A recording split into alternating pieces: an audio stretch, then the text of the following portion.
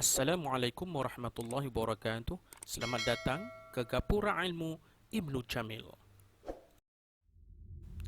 Muslimin dan muslimat sekalian, saya yakin dan percaya kita faham apa yang dikatakan minyak jampi, iaitu minyak yang dibacakan atau diserapah dengan kalimat yang memuja dan membesarkan sesuatu selain daripada Allah Subhanahu wa taala. Kemudian pemilik ataupun pemeliharanya akan bertawasul dengan minyak yang kononnya mempunyai hikmat dan karamah untuk mengubati sesuatu penyakit atau melindungi diri dan keluarganya.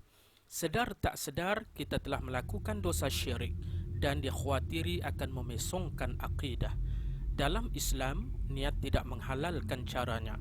Walaupun niat baik, tetapi kalau caranya bercanggah dengan hukum syarak, maka hukumnya tetap haram. Kebanyakan minyak yang dijampi serapah yang tidak ada asal usulnya ini akan mengundang bahaya kepada penyimpan dan keluarganya. Natijahnya, banyak gangguan yang terjadi di rumah-rumah yang masih menyimpan dan memelihara minyak sebegini. Berdasarkan pengalaman merawat ataupun meruqyah sebelum ini, antara tanda-tanda gangguan minyak jampi adalah seperti berikut. Gangguan pertama iaitu penampakan kelibat lembaga mundar-mandir di rumah kediaman. Biasanya ia berlaku ketika mana penghuni tidak berada di rumah ataupun keluar, dan ia dapat disaksikan oleh orang lain seperti jiran tetangga. Gangguan yang kedua iaitu pakaian dan kain termasuk kain langsir terbakar sendiri di rumah. Sudah tentu ini akan mengancam penghuni itu sendiri serta keluarganya.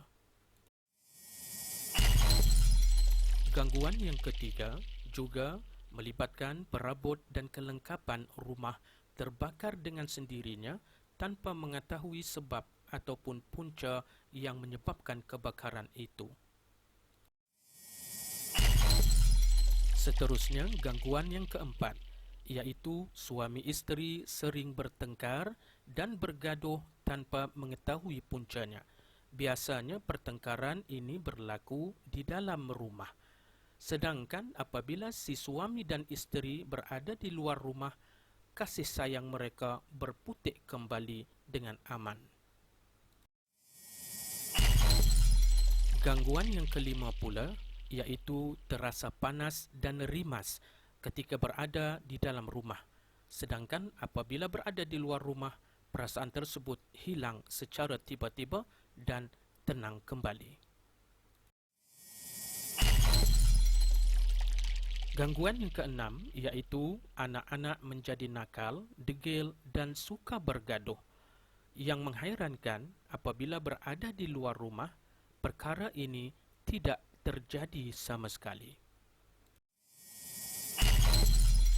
Gangguan yang ketujuh iaitu terasa sakit tanpa sebab selepas waktu maghrib ataupun ketika masuknya waktu maghrib ataupun ketika terbenamnya matahari. Gangguan yang ke-8 iaitu bayi sering terkejut dan menangis ketakutan ketika tidur. Ini biasanya berlaku setelah bayi tersebut tidur dengan lenanya pada sebelah malam, kemudian tiba-tiba terbeliak biji matanya dan terus meraung dan menangis sekuat hatinya seolah-olah takutkan sesuatu. Gangguan yang ke-9 iaitu sentiasa merasakan diri diperhatikan oleh seseorang ketika berada di dalam rumah, walaupun ketika itu kita hanya bersendirian di dalam rumah. Gangguan yang ke-10 iaitu sering tertindih ketika tidur, walaupun ketika itu ingin menjerit sekuat hatinya untuk memohon pertolongan, namun seolah-olah mulut kita terkunci oleh makhluk tersebut. Gangguan yang ke-11 iaitu sering terjaga daripada tidur dalam keadaan takut.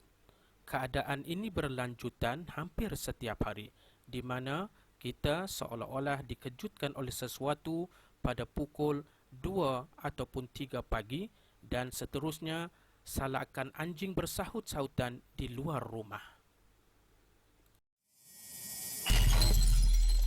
Gangguan yang ke-12 iaitu kita mengalami mimpi buruk saban malam dan ini mengganggu kualiti tidur kita setiap hari dan seterusnya menyebabkan kesihatan kita terganggu. Gangguan yang ke-13 di mana barangan kaca di rumah sering pecah dengan sendiri secara tiba-tiba tanpa mengetahui puncanya. Gangguan yang ke-14 iaitu makanan mudah basi dalam rumah, walaupun makanan tersebut belum lama dimasak. Gangguan yang ke-15 iaitu salah seorang anggota ahli keluarga kita sering mengalami kerasukan ataupun kesurupan ketika berada di dalam rumah. Apabila berada di luar rumah, keadaannya tenang kembali. Gangguan yang ke-16 iaitu apabila dibacakan Al-Quran di dalam rumah, seolah-olah kita terdengar bunyi kaca dipecahkan. Apabila diperiksa dan diselidiki, ternyata tiada satu pun peralatan dalam rumah yang pecah. Seterusnya, gangguan yang ke-17 iaitu bunyi dentuman yang kuat berlaku di atas siling ataupun atap rumah apabila dibacakan Al-Quran. Ini sering terjadi secara tiba-tiba. Akhir sekali, iaitu gangguan yang ke-18.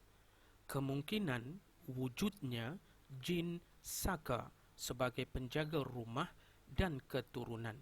Biasanya ini terjadi perjanjian di antara nenek moyang kita dahulu dengan makhluk tersebut.